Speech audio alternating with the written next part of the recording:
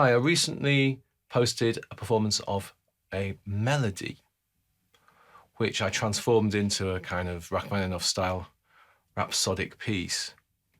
Now, I don't own that melody. I didn't write it. In fact, it's a famous festive tune, an old one, but it's still in copyright.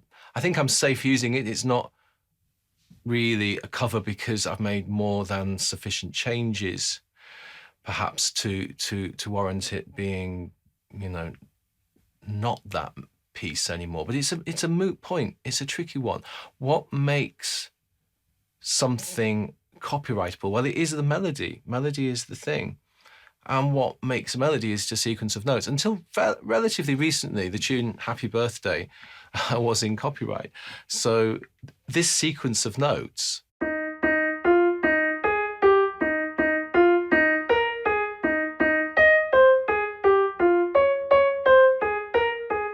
presumably that is what's copyrighted. So if I went, that would be considered that tune, would it? I don't know. It's difficult. How about if I really change the harmony?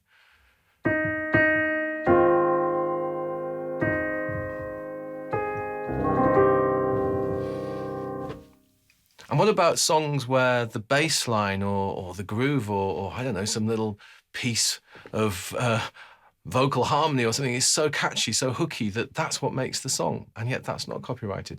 So the whole idea of melody in our culture being what music is, I call it the karaoke culture, I find really fascinating. In reality, I think melody is just a mirage. It kind of doesn't exist. I mean, it exists because we can hear it, we can sing it, and it's a bit of a holy grail. I've always been fascinated by how to write a good melody. But it's kind of a mirage. The actual story of the music, the groove, the structure, the way it unfolds, that's what really carries us. So if I improvise something that has no melody, it still tells a musical story.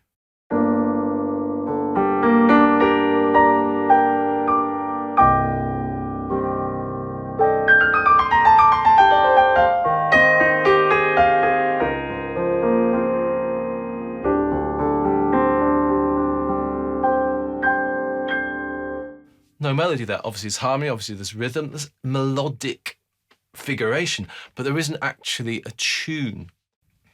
So this raises an interesting question for me. I am interested in melody. I do love melody. When you hear a melody,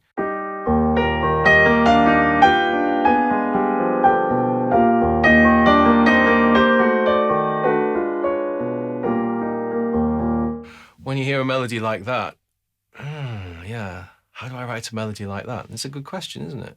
How do you write a melody? I think you have to just go for a walk or kind of go digging in the garden. You just explore music, explore telling musical stories, and you never know, a melody might appear that is catchy. It's a tricky one. I mean, things that are catchy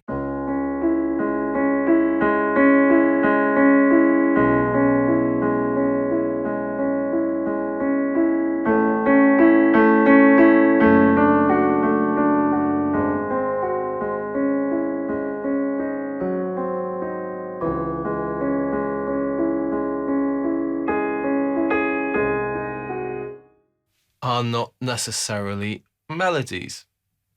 So maybe a better question than how do I write something that forms a theme or a melodic piece, a melody, a tune that's catchy, that could be a hit. Maybe the better question is, how do I write something catchy?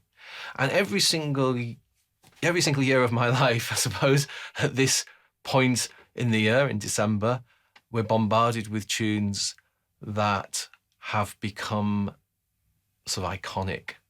They've become iconic tunes that get brought out every year, and perhaps a lot of commercial musicians' dream is to write a song for the festive period that will be brought out year on year, and it will keep the royalties rolling in. But how do you do it? this is the question. How do you write something that is catchy? How do you write something that people will hum, that people will tap their foot to, that people will go, oh, I know that, I recognize that? And I think the answer, as I say, is elusive, to put it mildly. There are books written about this, the formula, but there are no formulas. You could follow the formula and still write something terribly dull, and then some things really defy formula and yet become wonderful. I mean, how about this as a melody?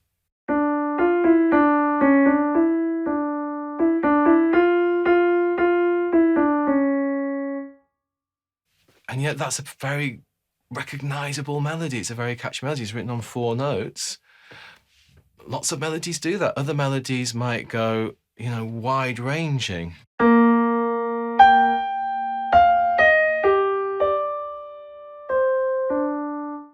And that can be very effective too. So there's no formula. It works within a small number of notes, or you do a large interval and then fill the gap in. All of these sorts of devices that we come up with are interesting and can be tried out, but they're not formulae.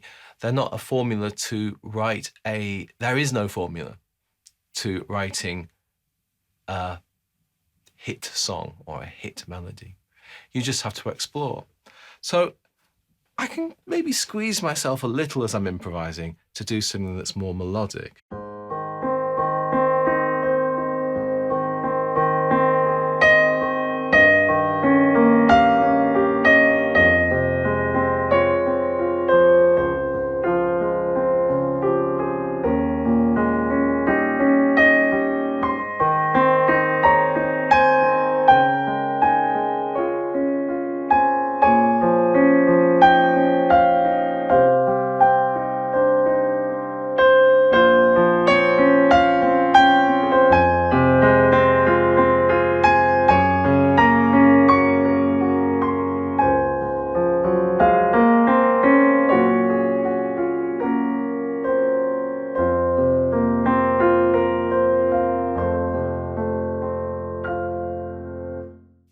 But I know that's not going to be a hit.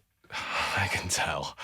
Nothing wrong with it. I quite liked it. It was authentic. It came from a real place. It was sentimental. It was melodic. But no, that's not going to be a hit. I still remember the first time I heard when I was a little kid, Mozart's G minor symphony. I kind of couldn't believe it. I couldn't believe how instantly, satisfying that felt as a melody. So what's the secret? How do you write something that is a hit? Well, Benny or Bjorn, or maybe both of them, said when asked about how ABBA have so many hit songs, the reply was, well, you just got to write a lot of misses. And I think this is it. I think melody, catchiness, whatever you want to call it, it's something that you can't control. Maybe that's why we love it so much when something is really catchy. We love it because we know it's a sort of freak of nature. It's something that is outside of human control. And that's why we love it.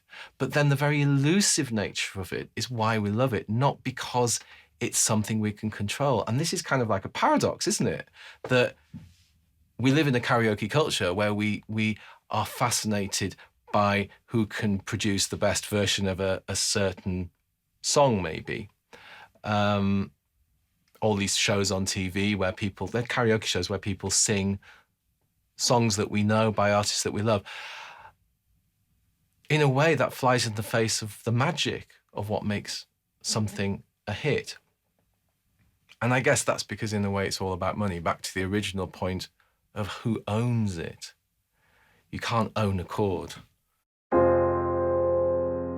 F minor. No one owns F minor. I can make up a story. No one owns rhythms. No one owns common time. Hence common time, I guess. No one owns a waltz time. So I can make up a waltz that tells a story just on F minor.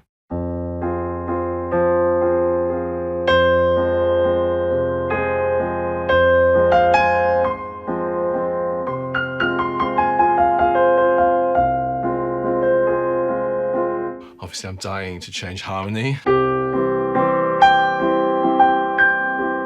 and that was all C. So that whole thing that I just made up there was F minor and C with rhythm cells in a very normal time, waltz time. No one owns that. No one owns it. And yet I could sort of say, oh, I've written this piece, put my name on it, stamp my name on it, and say, it's mine, pay me royalties. It's an interesting idea, isn't it? That music is a common language that we all share, rather than set pieces that exist out there. And this is what I'm fascinated by, fluency. Fluency is the ability to express yourself from within using elements of musical language that you can spontaneously mean things with. You can say something with them.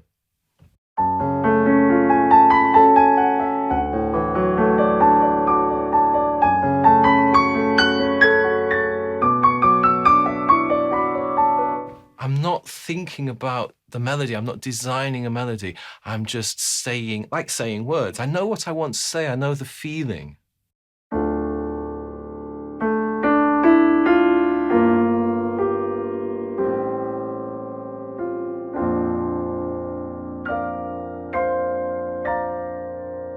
I know the feeling, and I have a vocabulary of musical chords. I would call them harmonic blocks or tonal blocks, rhythms, rhythmic structure, the way that tonal structure works. I understand that kind of tonal syntax. Rhythmic structure is like the rhythmic syntax, and then these elements, these cells of rhythm cells and harmonic and tonal blocks. So I have this vocabulary that they appear spontaneously just to express a feeling directly.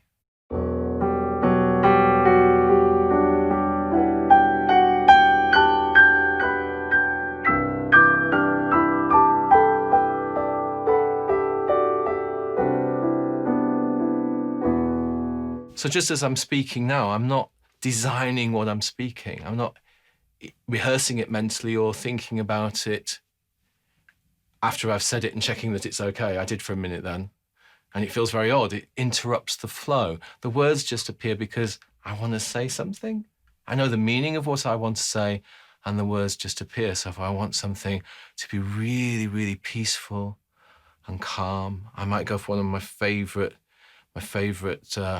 harmonic blocks, D flat.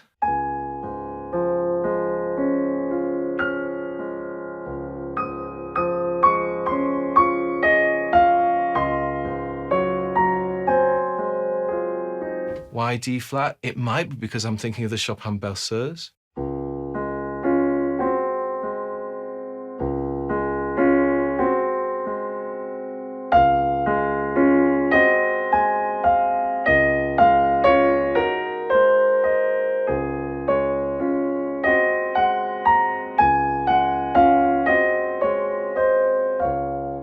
But I wasn't thinking about it consciously at that moment. I just, after I'd played D flat, I thought, what pieces? Here's another one.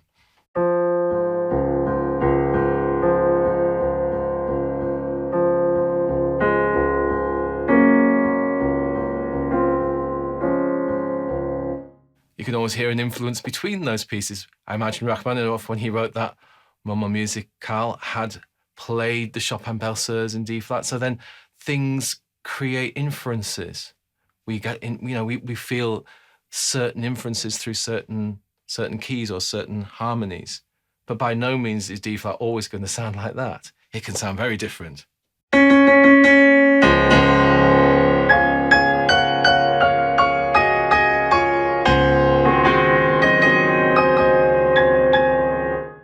Bright and sunny and very, very different, very, very different mood. So I love the idea of music just being a common language, something that we all share, a communication. We understand, we express, we understand.